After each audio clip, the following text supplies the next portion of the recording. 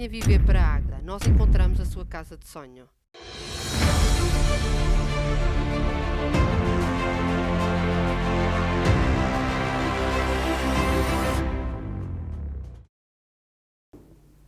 Boa noite, junho chegou num ápice, hoje saboreamos um feriado e na próxima semana saboreamos outro. Vamos às notas iniciais. Dr. Gil Nadais, boa noite.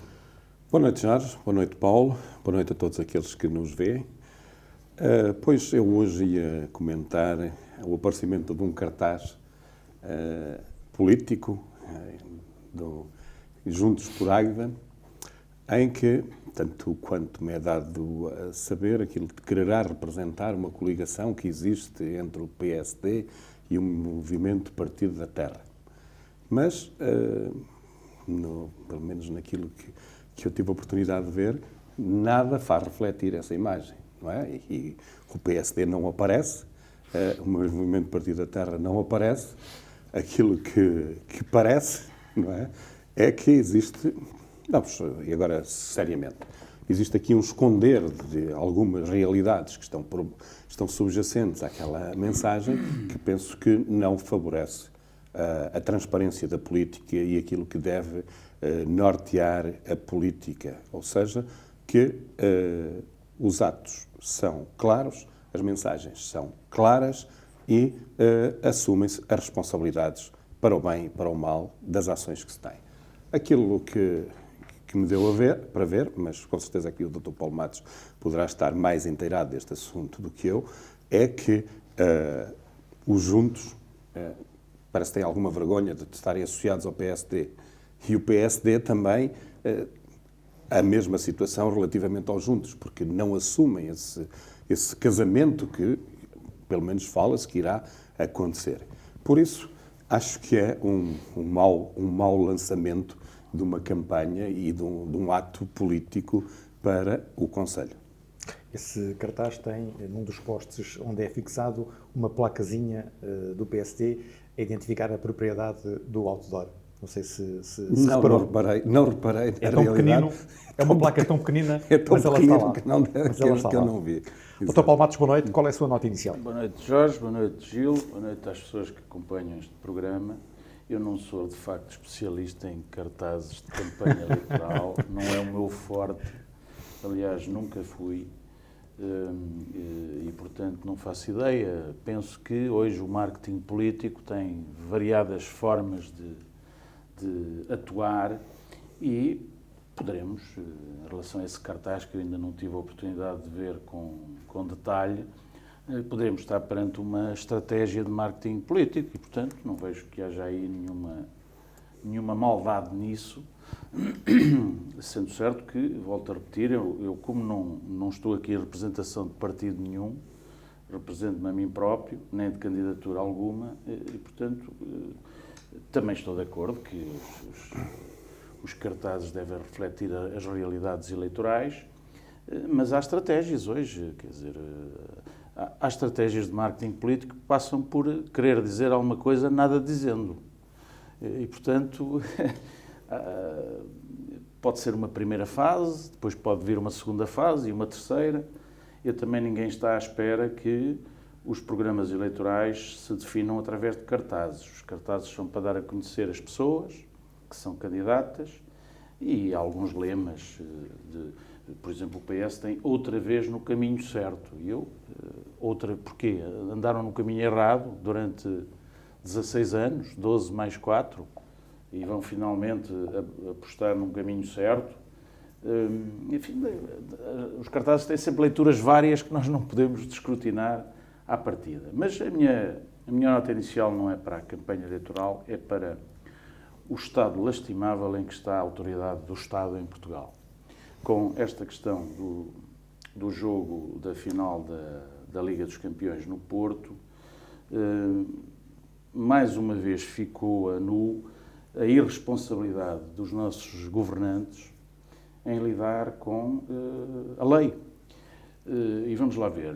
Penso que já começa a ser uma prática habitual deste governo, e este podia ser outro, mas a arrogância com que se exerce o poder, deixando de assumir responsabilidades, em Portugal já dura desde Pedrógão, desde dos incêndios de Pedrógão, passando pela queda das pedreiras no Alentejo, depois o perdão fiscal nas barragens.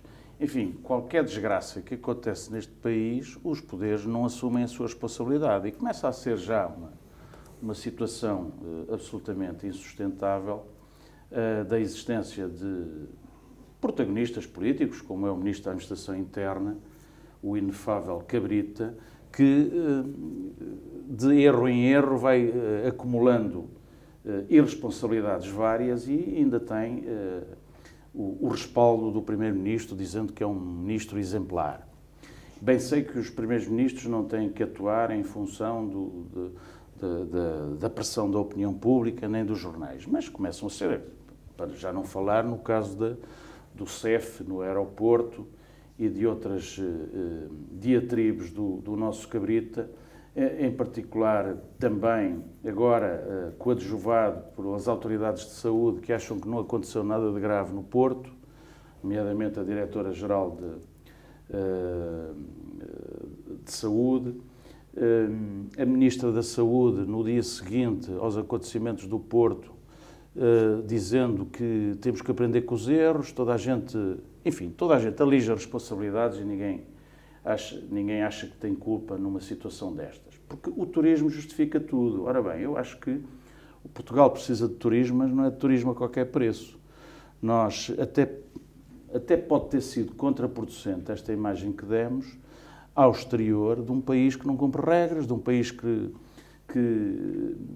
enfim, acaba por ter alguma insegurança ao permitir que milhares de adeptos estrangeiros estejam em Portugal como se não tivessem que cumprir as mesmas leis que os portugueses têm que cumprir. Eu acho isto inaceitável. Aliás, há princípios básicos na governação dos países, que é os princípios da igualdade, da proporcionalidade, da justiça, da razoabilidade. E nada disto é justo, nada disto é razoável. Não é razoável impor regras aos portugueses que não se impõem aos estrangeiros.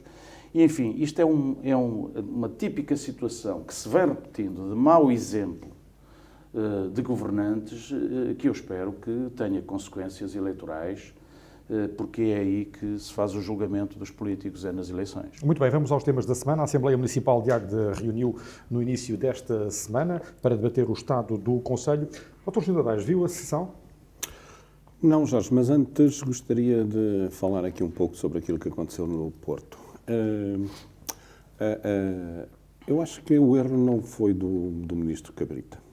O erro foi de quem permitiu que se realizasse uma final da Taça dos Campeões Europeus em Portugal. Mas foi o Governo, Gil. Certo, aí tudo bem, mas como personalizaste para o Cabrita, eu acho que foi do Governo. Foi do Governo. O Cabrita é digamos, o símbolo da irresponsabilidade, é só isso.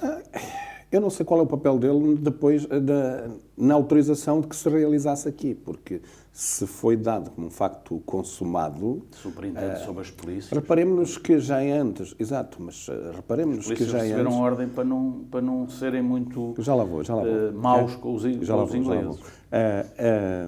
Reparemos-nos que já antes o Presidente da República e o Primeiro-Ministro também, não foi, acho que a Taça dos Campeões Europeus, houve uma outra competição que foi anunciada como pompa e circunstância para Lisboa, já em plena pandemia, que se realizou. Mas esta aqui, assim, achar que se consegue ter uma final qualquer da Taça dos Campeões ou de outro, como tínhamos tido o exemplo do Sporting, que podia ter sido do Porto ou do Benfica ou de outro clube qualquer, que envolve fervor clubístico, que extravasa o racional, vamos assumi-lo, extravasa o racional, que é difícil de controlar. Quem assumiu trazer para Portugal uma competição destas, e com 2 clubes ingleses ainda por cima, era sujeitar o país a isto. E, na realidade, aquilo que vamos ter é uma continuidade agora com um São João, que parece que o Rui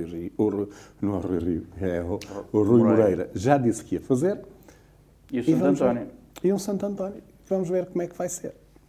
Porque, a partir do momento em que se abriu para fazer estes grandes acontecimentos, e com esta a flexibilização estou a chamar flexibilização, esta contemporização, não dizer à polícia de intervenção para não intervir. Eu acho que já isso vai acontecer também em tudo agora que houver São João, e não sei quando, se houver ajuntamentos, também não há razão para a polícia intervir, porque senão há aqui 2 pesos e 2 medidas, e, efetivamente, temos um problema. Podemos ter um problema. Eu sei que há muita população vacinada, sei que temos os casos controlados, mas mandava a prudência que não se, desculpem a expressão, brincasse tanto com coisas tão sérias como é a saúde pública e estes acontecimentos. E acho que isto foi muito útil para o turismo do Porto, para os bares da Ribeira, para alguns hotéis, mas não sei se paga o risco que todos poderemos correr a respeito disto. Sobre a Assembleia, pois, que é o assunto, mas eu não participei e os jornais ainda não saíram. Nós tivemos de gravar esta sessão mais cedo e não tive ainda a oportunidade de me aprofundar na leitura dos jornais. Mas é capaz de vestir a farda de deputado municipal e fazer uma análise à situação do Conselho? Vamos ver. E traçar sumariamente um caminho para o futuro imediato? Aquilo que o Conselho, efetivamente, o que se passou ao longo destes quase 4 anos, e aquilo que o Conselho precisa é ter uma linha de orientação, dita com verdade e transmitida com verdade, que congregue as pessoas. Ao limite também, eu até concordo, que nós precisamos de um plano, nós precisamos de uma estratégia. Para onde é que vai o Conselho? O que é que queremos fazer? E é preciso delinear isso. Ou é a Câmara que assume, ou leva os cidadãos a participar. E acho que isto é um processo mais demorado e deveria assim ser feito. Mas para mim, tenho algumas linhas que para mim são básicas. Não é? E que algumas até não têm muito a ver com aquilo que fiz nos mandatos anteriores, mas que eu penso que deveria haver aqui uma intervenção muito marcada na área social. E na área social alicerçada com a escola. E isto até tem a ver com algumas coisas que eu li depois de sair da Câmara, porque quando está na autarquia lê-se algumas coisas, mas para responder a muitos problemas sociais... Há tempo para estudar, mas há coisas... Pronto, eu, da área da psicologia, praticamente, a psicologia social sim, mas a psicologia de desenvolvimento não foi uma área que tivesse em verdade e que tivesse lido bastante. E fiquei surpreendido, posso dizê-lo, porque isto, 10 anos afastado, é uma eternidade, que alguns comportamentos sociais e comportamentos sociais de pobreza, por exemplo, perpetuam essa mesma pobreza. Então, o que é que isto quer dizer? Quer dizer que, se nós não tomarmos medidas, se a sociedade não tomar medidas para acabar ou tentar acabar com estes problemas na sua origem, ou seja, quando as crianças são crianças, okay, e no início da sua escolarização, por isso é que eu aponto para a escolarização, nós vamos ter aqui uma perpetuação da pobreza. E vamos andar com um país que anda sempre, para além das políticas económicas, anda sempre na cauda da Europa, porque não tem matéria-prima, não tem gente suficiente para fazer a diferença. E é nas pessoas que tem de ser a grande aposta. Obviamente que precisamos de habitação, mas precisamos de um grande programa, na minha opinião, e diferente do que temos tido no passado. Porque no passado há uma instituição ou do Estado ou privada que atua num problema. E depois há outra que atua noutro problema. E as famílias, às vezes, e isto já se contava, têm meia dúzia de instituições a entrar pela porta dentro. Isto não faz sentido. Tem de haver alguém, uma instituição, um técnico que assuma a direção daquilo que se vai fazer com aquela família e acompanhe o seu desenvolvimento. E isto é primordial. Já dizia o Einstein que ter as mesmas atitudes e esperar resultados diferentes não conduz, de certeza, a bons resultados. É uma estupidez.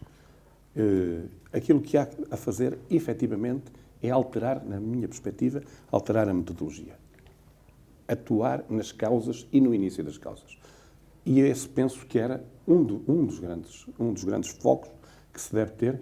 E isto não é um programa eleitoral, não é sequer uma grande bandeira eleitoral, mas é aquilo que a sociedade precisa para daqui a 10 anos, 15 anos, nós estarmos muito melhores e termos uma sociedade melhor. Não é a nível nacional, não, mas temos de fazer localmente para isto avançar. Obviamente que teremos outras. A aposta na habitação, eu penso que é fundamental em Águeda se nós queremos dar a possibilidade às empresas de crescerem, porque senão também não haverá essa possibilidade. Mas eu sobre isto posso discorrer aqui assim durante meia hora, também sobre processos. Portanto, são algumas... Depois, a educação, obviamente, não é? Antes da educação e depois da educação. Isso já, o projeto dos tablets, que é na altura, e isto na realidade eu tinha alguns projetos que eram assim considerados esquisitos e que as pessoas estranhavam, mas que o tempo veio-me dar razão, não é? E o tablet não é o tablet pelo tablet. O tablet é começarmos a ter um ensino muito mais dirigido às capacidades de cada um e dar possibilidades de evoluir. Estimular a autonomia da criança. E dar possibilidades aos pais de poderem acompanhar. Como é que isto era feito? Porque foi feita uma rede de fibra óptica que chegou a todas as freguesias. E pelo menos um ponto havia ali em que todos poderiam ter fibra óptica e podiam se ligar à rede de forma gratuita. Obviamente que isto deveria ser depois potenciado, extrapolado e cimentado. São algumas pistas. Dr. Paulo Matos, viu a Assembleia Municipal. Eu ouvi algumas intervenções. Debater o estado do Conselho em final de mandato tem dois problemas. Um é as oposições tenderem a fazer um balanço negativo. E quem está no poder tende a fazer um balanço positivo, enumerando ou elencando o conjunto de obras que acha que foram suficientes para merecer uma renovação de mandato. E, portanto, há este risco, mas, de qualquer modo, é melhor fazer esses debates do que não haver debates sobre a situação do Conselho. Daquilo que ouvi, houve intervenções interessantes, nomeadamente, não é por ser de elementos que aprecio no PSD, houve uma intervenção interessante do Hilário Santos e da doutora Ana Rita, no sentido de alertarem para um problema que existe, não é único da Águeda, mas é a questão da natalidade. Ou seja, nós estamos, por dados da Pordata de 2019, a Águeda diminuiu o número de habitantes, a percentagem de nascimentos, a percentagem de jovens, o número de alunos no ensino não superior, o número de população estrangeira. Portanto, nós temos tido muitos prémios na governação local, mas parece que as pessoas ainda não olharam para a Águeda como algo que esteja para além do turismo sazonal, portanto, da questão dos eventos no verão e em pré-natal ou no Natal, que trazem, de facto, muito turismo à Águeda, e isso é inegável, e são marcas já referenciais na parte recreativa, e também algumas manifestações culturais que temos tido, nomeadamente aproveitando o Centro de Artes. A Águeda tem que estar para além disto e tem que estar, sobretudo, ou tem que ter as tais estratégias que permitam que haja mais pessoas a viver em Águeda. Para isso é preciso a tal estratégia local de habitação e que haja mais pessoas que queiram ter filhos. Vejo que o Partido Socialista, através do candidato à Câmara, Francisco Vitorino, propõe, ou pelo menos li apressadamente, 3.000 euros por pessoa durante um determinado, ou por criança, não sei. Por criança, para incentivo à natalidade. E eu acho medidas positivas, mas há aqui um problema de base, Quer dizer, porquê é que as famílias não têm filhos? As famílias não têm filhos não é porque não queiram, pura e simplesmente, ter filhos. É porque ou não têm bons salários, ou salários que permitam uma vida que permita manter as despesas com os filhos, ou porque não têm à sua volta, no seu concelho, infraestruturas suficientes para, por exemplo, terem os seus filhos durante o trabalho, ou trabalho diário, ou trabalho por turnos, ou mesmo nos seus tempos de lazer, não é? Onde é que as pessoas põem os seus filhos? Nas creches. Ora bem, temos uma rede de creches à altura suficiente, temos onde as pessoas têm condições, quer em termos de serviços de saúde, quer em termos de escolas, como o Gil refere. Penso que em termos de escolas estamos mais ou menos bem. Naturalmente temos que melhorar a parte imaterial, não é? Sendo que a parte material ainda temos uma escola, que já aqui tenho dito por diversas vezes, ainda não remodelada, como é a escola secundária Adolfo Portela, mas temos já um parque educativo em termos de infraestruturas muito interessante. O que temos é que melhorar essa parte imaterial, porque se as famílias não tiverem oferta educativa, estou a falar da parte soft, não do hard, da parte de infraestruturas. Se não tiverem também cá as competências para dar aos seus filhos, etc., vão para outros lados e não se fixam cá. Portanto, eu acho que esta ideia de aceleradores de crescimento da população tem que ser uma batalha a travar pela autarquia. Tem que propor medidas, quer o município, quer as freguesias. Eu vejo pelo país fora que há muitas freguesias que tomam elas próprias decisões na área da sua freguesia para incentivos à natalidade. E, portanto, penso que é um problema que nós temos que ultrapassar e que está ligado à tal estratégia local de habitação, não é? Enquadrada agora com vias de comunicação, com transportes que é preciso ter, transportes de qualidade, portanto, tudo isto está interligado, não é? Nós não podemos passar o tempo a falar em estratégias, em orçamentos, em território, em redes viárias, etc., e não curarmos desta parte que é essencial para dar condições de vida. Isto tem a ver com a qualidade de vida, não é, dos concelhos. Portanto, acho que qualquer intervenção autárquica agora e sempre, não é, mas nesta fase do desenvolvimento da Águeda, ou agarramos o futuro fixando cá pessoas, ou vamos ter muitas dificuldades. Eu ainda hoje estava a almoçar e uma pessoa que estava na nossa mesa refere isto. A Águeda, a partir de determinada hora, não tem ninguém. Aos fins de semana também o comércio fecha. Porque é que há de fechar? Porque agora ainda temos turistas que nos vão visitando com o apelo dos tais eventos, enfim, e da marca que a Águeda já deixou com determinados eventos que potenciam visitas e naturalmente que também tem que ser agarrada essa parte do turismo em Águeda e dos caminhos turísticos para proporcionar às pessoas. Temos essa possibilidade, mas ainda há pouca proatividade. As pessoas não acreditam em Águeda. Os aguedenses ainda não acreditam em Águeda. E isso tem que ser catapultado pelos poderes locais. Quer dizer, se nós não tivermos dirigentes em quem as pessoas possam acreditar, não é? Também as pessoas não têm motivação nenhuma para viver em Águeda. Para além das condições materiais e dos serviços básicos que têm que estar à altura das necessidades. Para terminar, nós temos uma grande atividade associativa de IPSS, mas para tratar da terceira idade, não é? Para tratar da parte da fixação de jovens de quem está a começar uma vida, ainda temos pouco para oferecer. Os jovens vão muito à procura de outras coisas fora do Concelho de Águeda, porque lá está, não têm, por um lado não têm meios, por outro lado não têm vias de comunicação à altura, e por outro lado também não têm polos de interesse que os motivem a estar em Águeda e isto passa por tudo, pela parte recreativa, dos bares, de toda uma dinâmica que é preciso imprimir à cidade, para além da parte física. Pronto, e ficava já por esta primeira intervenção. Muito bem. Mas, o doutor...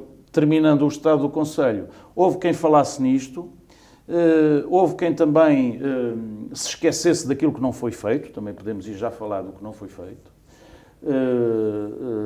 E houve outros que, daquilo que eu ouvi, não tiveram uma intervenção muito forte, nomeadamente a intervenção do Partido Socialista e do CDS. Não sei se ainda estão a carregar as baterias para a campanha eleitoral, ainda estão muito preocupados com os cartazes e não com o conteúdo dos programas. Mas vou esperar, porque até agora só temos o candidato Francisco Vitorino, que deu 2 entrevistas na mesma semana aos 2 jornais locais. Não temos mais projeto nenhum a não ser este debate do Estado do Conselho, que já foi bom.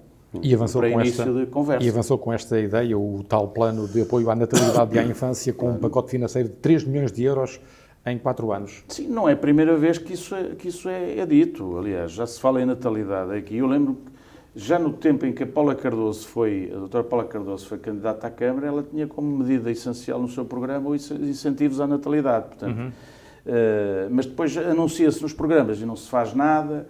Ela também não foi para a Câmara e, portanto, não pôde levar a cabo as suas propostas. Eu espero que quem for tenha realmente políticas de natalidade à altura. O que é certo é que, como o Hilário Santos referiu ou alertou, o Conselho tem vindo, nos últimos anos, a descer em todos os indicadores da população. São palavras do deputado do PSD ontem na Assembleia Municipal. Dr. Gil Nadaes, relativamente a esta proposta do Partido Socialista para apoio à natalidade e à infância, 3 milhões de euros em 4 anos.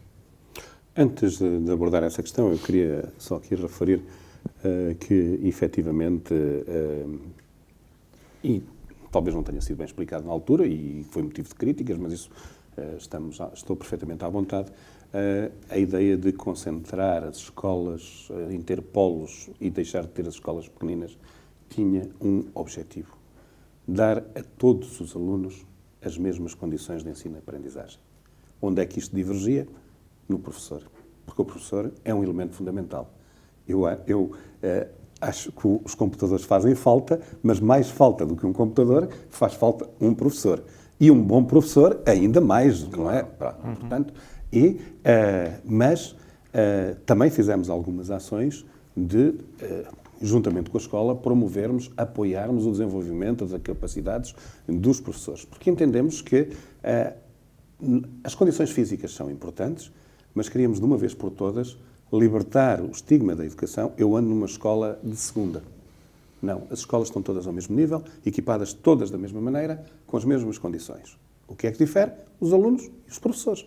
E, portanto, vamos procurar as melhores respostas para dar aqui e não temos outros alibis. E, portanto, isso foi tentado. Agora, Paulo, eu tenho de discordar aqui. Eu acho que os aguedenses, neste momento, não acreditam em AIDA. Ou muitos aguedenses não acreditam. Foi o que eu disse. Pois, exato. Mas é recentemente, ok?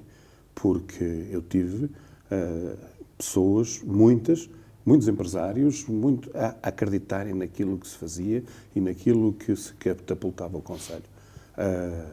Tive entidades e PSS que assinaram quase de cruz contratos de programa com a Câmara e com outras entidades, em que aquilo que lhes dizia, estamos aqui para resolver, não sabemos resolver os problemas todos, não sabemos até quais são as implicações totais disto, mas estamos cá para resolver e para enfrentar os desafios. E, portanto, as pessoas acreditavam.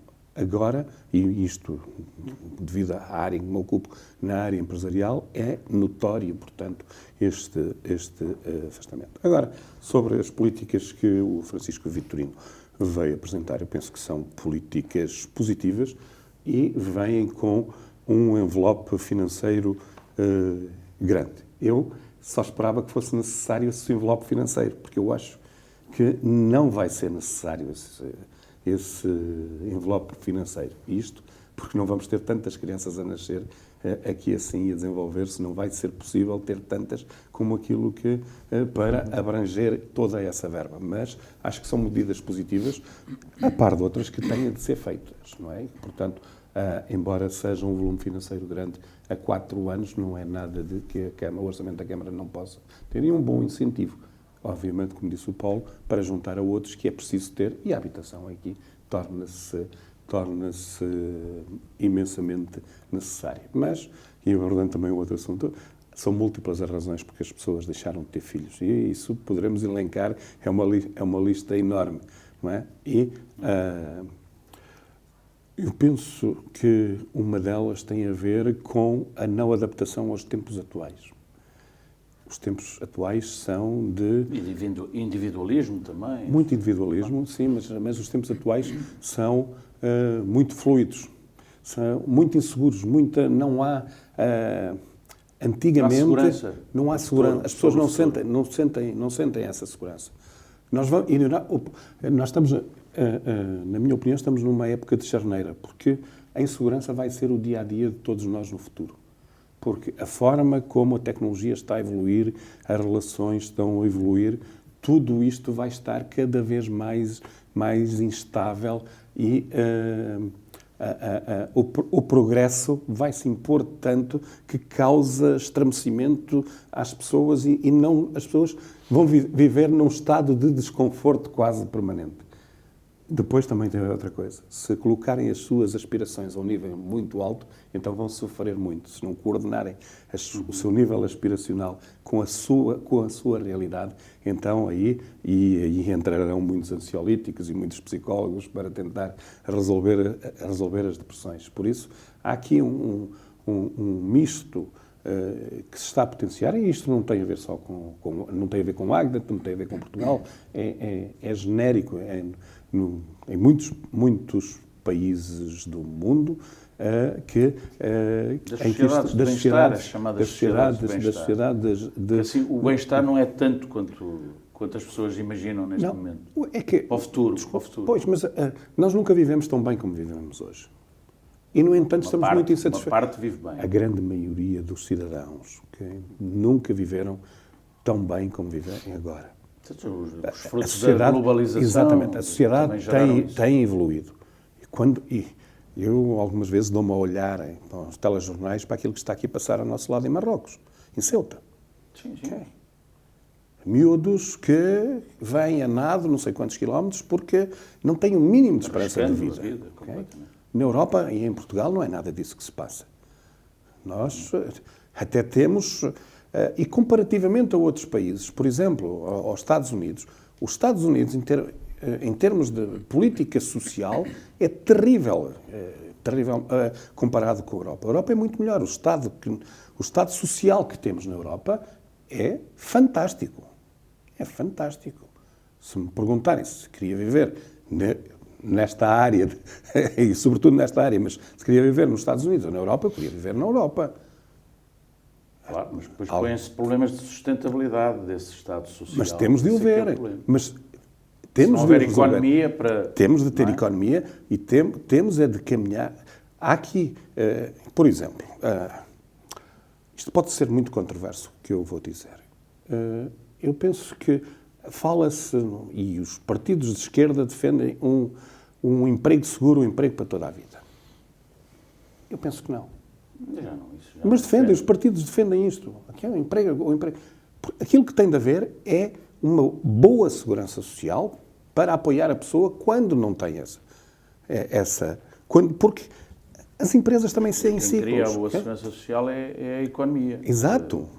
Passamos sempre pelo mesmo, pela iniciativa, pelo investimento, que permita que as pessoas tenham a possibilidade de criar a tal riqueza que depois é distribuída, não é? E o problema da esquerda é que pensa muito em distribuir a riqueza que não foi criada, ou que há de ser um dia criada. Isso é levantar alguns problemas pelo caminho. Não é? Pronto, é uma esquerda idealista, mas nós temos de viver com o realismo, não é? E, portanto, temos de criar riqueza. Okay? E aquilo que tem de haver... Eu sei que tu nunca foste um socialista, tu és mais social-democrata que socialista.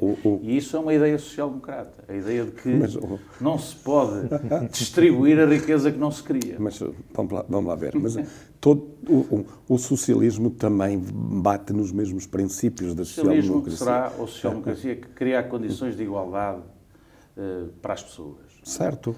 A social-democracia não quer isso? E, portanto, nós não divergimos nisso. Exato, não divergimos. Não é por aí que as coisas se passam. Mas há bastante a fazer e a melhorar nas nossas sociedades, portanto, e nessas áreas. Mas tu disseste aí uma coisa interessante, que as pessoas não acreditam no futuro, ou têm pouca confiança no futuro. Sim. E eu penso que hoje, também faço umas leituras, o Gil não perdeu algum tempo. Não, eu ganhei noutras áreas. Perdeu algum tempo, ganhou noutras áreas. Exato. Enfim, que agora não quis retomar, porque, enfim, mas pronto, retoma na mesma, sob outros moldes. Mas do que tenho lido, as governações hoje, a forma de gerir a coisa pública tem que ser dar confiança no futuro às pessoas. Isto é, criar condições para reinventar futuros para as pessoas. Não é? Nós andamos sempre muito agarrados ao passado, o que é que se fez no passado. Temos é que preparar o futuro. E é a tal estratégia que é preciso. E em termos locais, mais do que nunca. Quer dizer, se nós não soubermos o que é que queremos, que conselho é que queremos, se queremos ter águeda morta aos fins de semana, se queremos ter só águeda viva em determinados períodos muito contados do ano, se não tivermos dinâmica empresarial, não é? E temos já algumas infraestruturas criadas para isso, estamos a perder caminho, não é? Agora, isso faz-se caminhando e faz-se com fundos, com dinheiro. E nós temos essa possibilidade agora. Nem tudo o dinheiro é importante, mas há coisas que são determinação e capacidade para implementar. É saber gerir. Agora e temos aqui uma coisa também para nos dividir. É que não há, na minha opinião, não há problemas nenhuns que a partir de determinada hora não haja ninguém nas ruas. Okay? Sim, eu digo isto em termos simbólicos. Certo. Oferta aos mais diversos níveis para as pessoas. Tanto quanto chegou ao meu conhecimento, a Islândia tomou medidas rigorosíssimas a respeito do controle do álcool nos jovens. Aos fins de semana. E fins de semana e tudo. E está a mudar o tipo de sociedade. Aposta nos muito mais. Aos fins de semana é o que se passou com os ingleses no Porto, como sabes, não é? Começam a beber à sexta, só param ao domingo à noite. Param ao domingo à noite. Mas depois é só trabalho. E depois é só trabalho. Durante a semana não se vê ninguém nas ruas mas depois há mais caminho para o psicólogo e para o psiquiatra também. Os países nórdicos, os países nórdicos também têm outro problema, que é muita noite, demasiada noite. Ou seja, há pouca luz e a luz é boa para a convivência.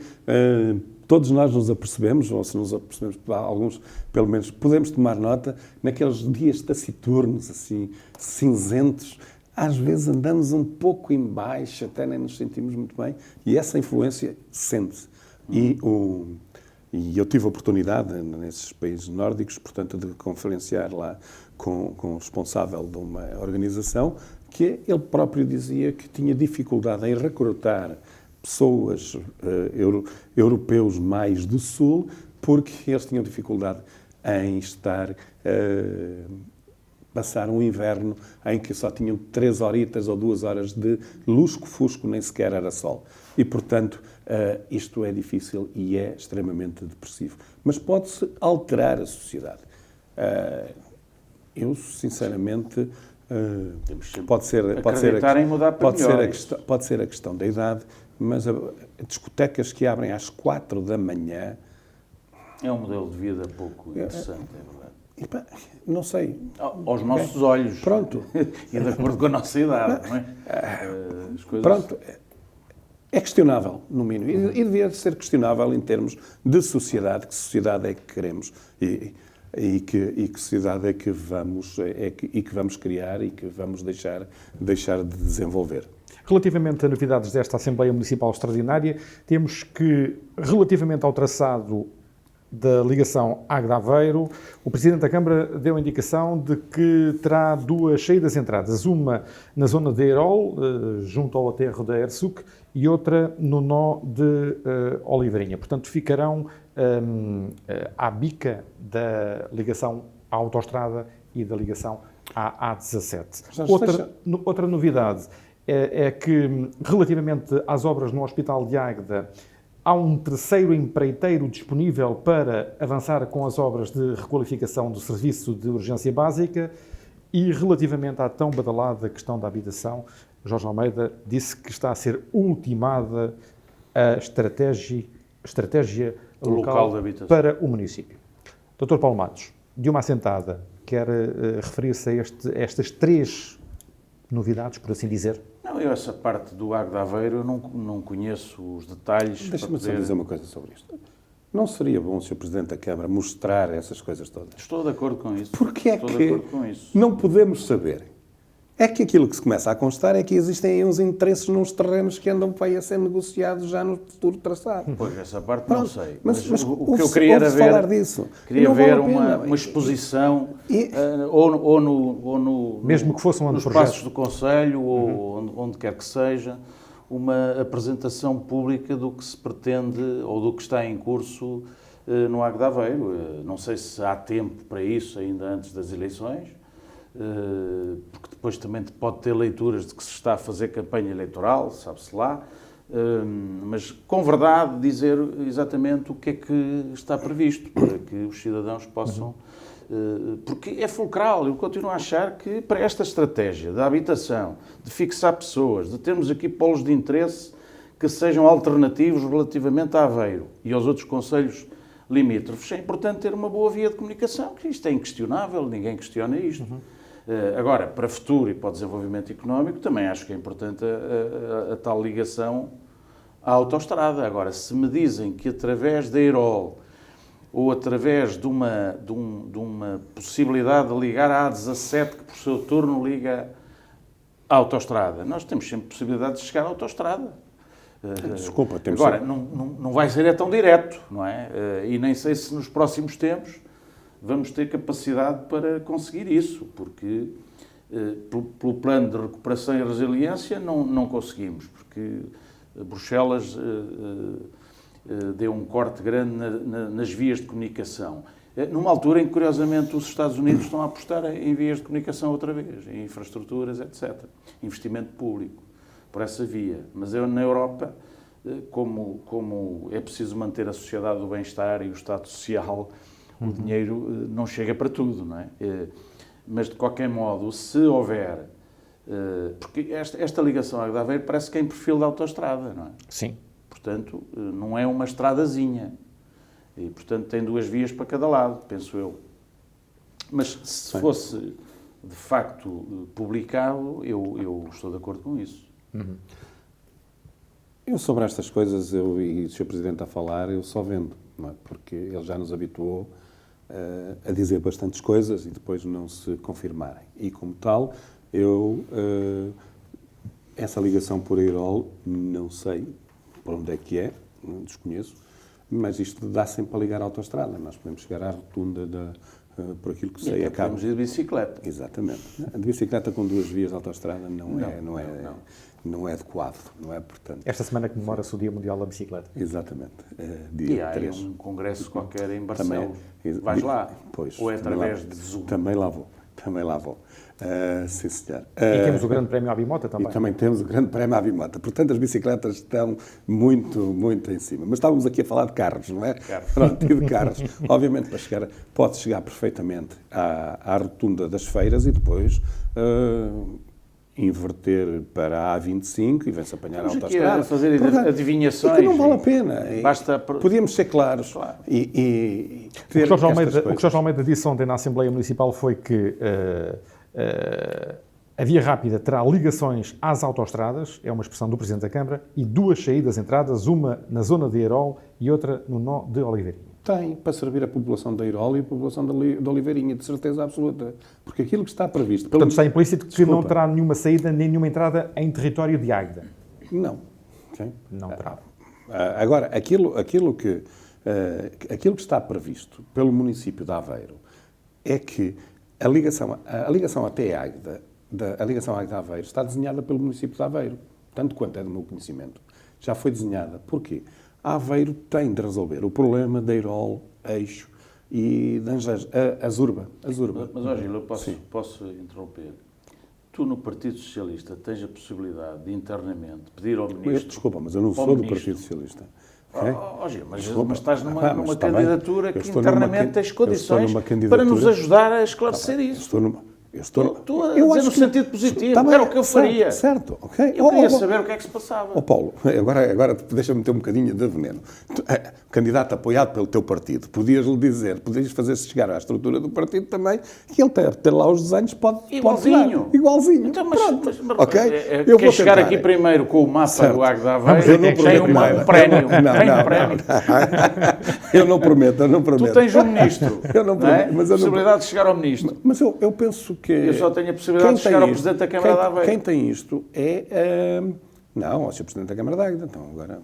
E de Aveiro também. Os dois. Mas o Aveiro tem o traçado, já sabe para onde é que irá passar e, obviamente, tem acesso às suas povoações, porque são variantes que vai fazer às populações. E, portanto, isso estará definido. Agora, isto, nós podemos ir para Coimbra para depois ir para o Porto.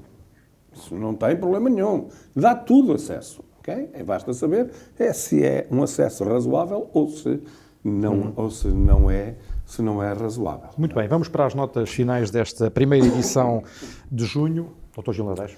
Pois, eu tive a oportunidade de ver hoje uma miniatura de um comboio em frente, uma réplica de um comboio no Jardim Conde de Sena. No Jardim Conde de Sena. Achei bonito. Okay? Por acaso também vi ontem. Achei interessante. Eu também posso achar aquilo interessante, mas eu acho que estas coisas devem ter uma estratégia. E isto também bate com outras coisas que dizemos aqui assim. Aquilo é só para ir lá tirar umas fotografias ao pé daquela réplica. Hoje ele é como o Pai Natal, é como, os outros eventos. Não, para tirar fotografia. Mas o Pai Natal tinha um objetivo. O Pai Natal tinha um objetivo. A algo que é simbólico. Não, desculpa, vamos lá ver. Mas é simbólico, não é só... Passa em Águeda. Mas já tive, só lúdico. Desculpa, já tive a oportunidade de dizer aqui que, inclusivamente... Histórico até. O comboio histórico. O comboio histórico devia ser acompanhado. Se o estamos a fazer a carvão, a gastar 3 toneladas de carvão e produzir 9 toneladas de CO2, devíamos estar com medidas de mitigação. É isso que nos pede a sociedade nos dias de hoje. Okay? Mas eu ver aquele comboio para a exposição... aquilo que me surgiu é que, na realidade, eu acho que aquilo traduz aquilo que o Executivo fez durante estes anos de mandato. Ficámos a ver andar os comboios. Não é? Porque, na realidade, eu acho que nós saímos da senda do progresso e abandonámos projetos que poderiam fortalecer a realidade da Águeda e foram completamente abandonados. Por exemplo, falo aqui na área da educação, os tablets que se mostraram até depois bastante necessários, mas outros também na área da sustentabilidade, que algumas políticas, por exemplo, introduzir os carros no centro da cidade, aliás, e isto já era uma decisão de uma Câmara do PSD de há muito tempo, de isolar ter aquela rua como pedonal, voltar a ter carros.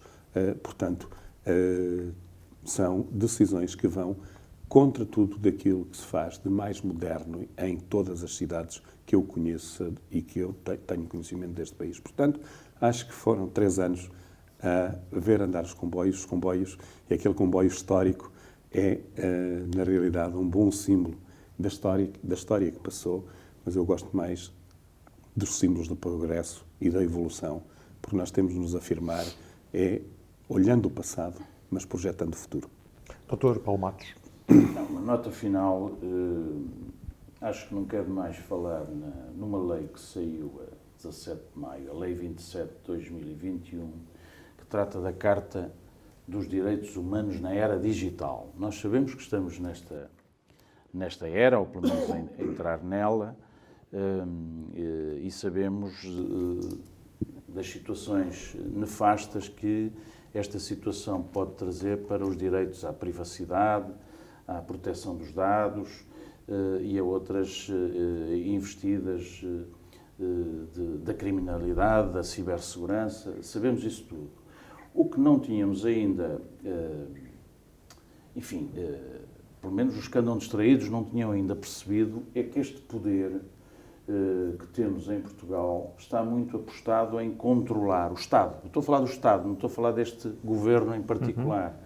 O Estado quer controlar de tal maneira as pessoas, tirando-lhes a liberdade em nome da segurança. Ora, eu tenho algumas dificuldades em entrar em perdas de liberdade em nome de uma segurança prometida, e esta lei, se as pessoas tiverem o cuidado de poderem, foi aprovada sem votos contra na Assembleia da República, por todos os partidos, digamos, democráticos, com a abstenção do PCP, penso eu, não sei se o Bloco de Esquerda também se absteve, mas, portanto, não houve votos contra, o que significa que nós não temos uma cultura liberal. Portanto, nós continuamos a achar que o Estado tem a possibilidade de dizer o que é boa ou má informação, isto ligando a tentativas ou derivas que já houve em Portugal de controle por parte do Governo dos órgãos de comunicação social, nomeadamente no tempo do tão falado Sócrates.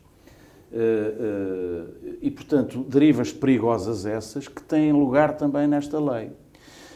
É o Estado que vai, através da entidade reguladora para a comunicação social e outras entidades que vai criar, dizer o que é desinformação ou não. Portanto, toda a comunicação que as pessoas têm a liberdade de fazer nas redes sociais, e sabemos que as pessoas abusam, nomeadamente do anonimato, dizendo tudo o que lhes apetece, com a ideia de que ficarão impunes.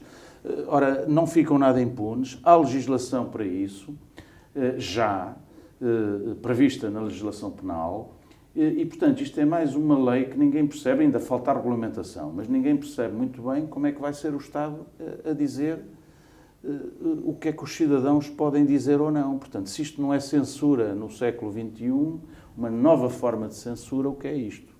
E, portanto, é só para estarmos atentos, à espera da regulamentação. Exato. Quando falta a regulamentação, isso geralmente... Mas a regulamentação, lá está, é feita pelas entidades administrativas, não é? Uma lei ainda é feita pelo Parlamento. A regulamentação é feita pelo Governo e vamos já ver o que é que sai daqui, não é? Estarei atento porque não defendo uma sociedade de bufos.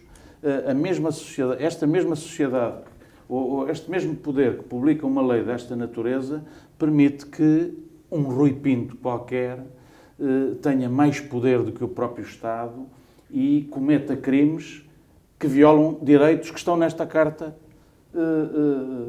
dos Direitos Humanos na era digital, o que é altamente contraditório, mas elucidativo sobre o estado do nosso Estado. Muito bem, final da Tribuna Soberana de 3 de junho. Regressamos no feriado nacional em que se comemorará Portugal, Camões e as comunidades portuguesas espalhadas pelo mundo. Apanhe o comboio connosco, quinta-feira, 10 de junho, às 9 da noite. Boa noite, bom fim de semana.